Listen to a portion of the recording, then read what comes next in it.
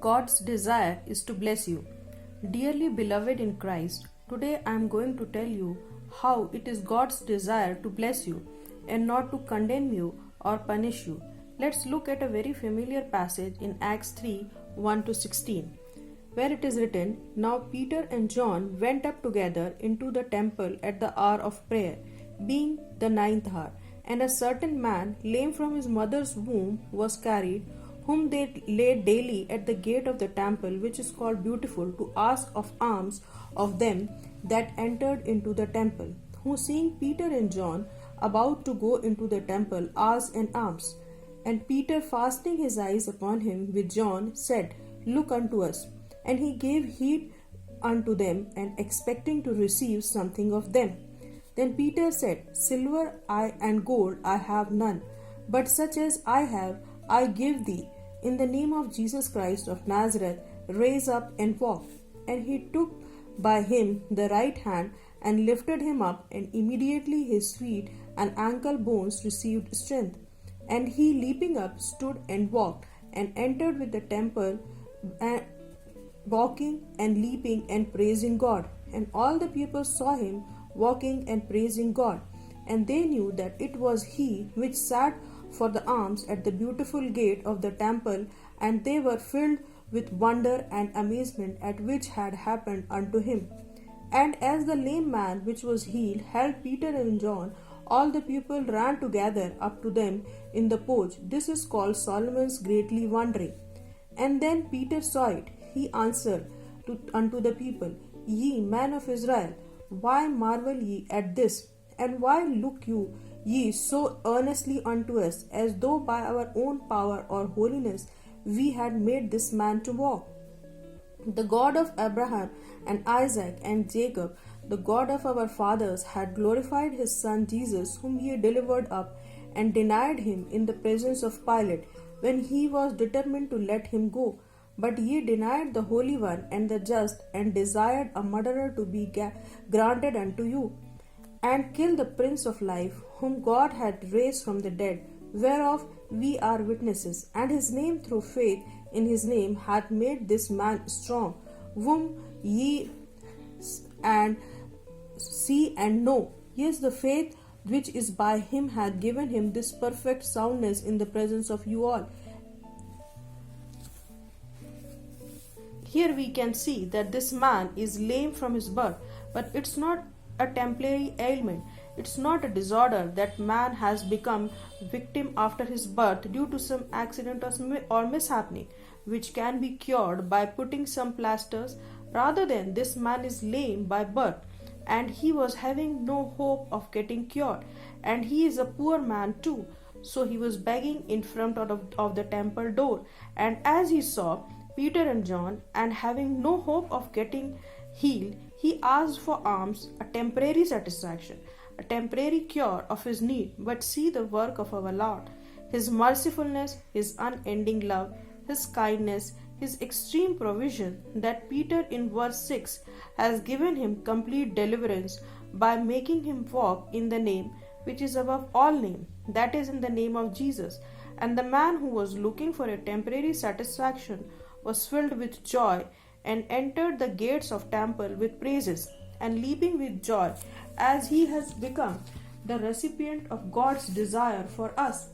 As we see, it's written in Psalm 103, Who satisfied thy mouth with good things, so that thy youth is renewed like the eagles. Now this man is capable of earning for himself.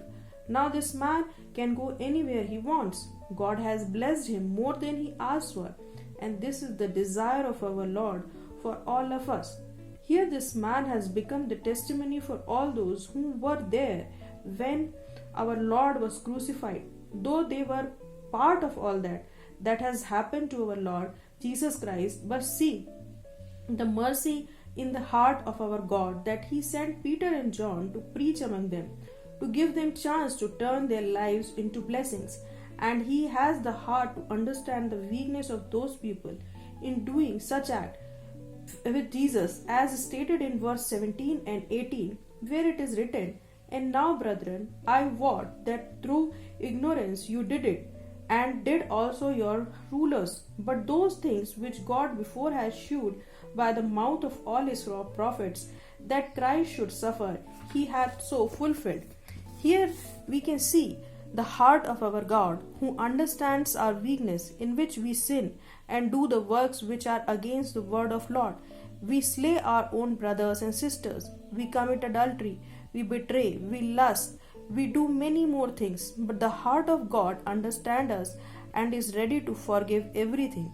We do in his greatness. He sent his son so that we can have a standing with Jesus in his holiness, like the lame man is asking for alms, and Jesus is ready to give him complete deliverance. And Peter so did that in Jesus' name, and it's desire of our God to forgive the worst iniquities in our lives that are in us from our birth, and not just the sins of day-to-day life, but the complete deliverance. See in verse 25, God's word is saying, "Ye are the children of the prophets and the covenant which God made with our fathers, saying unto Abraham, and in thy seed shall all the kindreds of the earth be blessed." Here we can see that God's heart is to bless those who crucified Jesus on Calvary. He remembered the covenant he made to Abraham. He remembered the complete surrender of Abraham, which Abraham made in the altar by his willingness to sacrifice his only son, which God gave him on God's one command. He is ready to sacrifice him. We can see the blessings bestowed on Abraham's life in Deuteronomy 7:13, where it is written, "And he will love thee and bless thee and multiply thee. He will also bless the fruit of thy womb and the fruit of thy land, thy corn and thy wine, thine oil, the increase of thy kind, and the flocks of sheep, in the land which he sware unto thy fathers to give thee." My dearly beloved brothers and sisters, our Father has such great and loving heart for us who are in sin. He just wants us to repent, and as we read in verse 19, "Repent ye therefore and be converted, that your sins may blotted out, when the times of refreshing shall come from the presence of the Lord." And in verse 26, "Unto you first God, having raised up his Son Jesus, sent him to bless you from in returning away every one of you from his iniquities." He just wants us to repent and turn away from our iniquities. He doesn't want any one of us to die in our sin. So he sent Jesus, allowed him to suffer, and it is his desire for us, the sinners, to receive the great blessings of the God. He is not looking for someone who is holy. He is not looking for the sinner. He is looking for the sinners to bless us and want us to repent. He will bless us in our sinful state so as to enable us to turn away from our iniquities. He is not willing to punish us. He is willing to bless us. He doesn't see the sins of our hands, but he sees Jesus, in whom we believe and share Jesus' standing in before our Father. So have faith in Jesus and look towards him in the midst of your storms, in your needs, in your way of life. Amen and amen.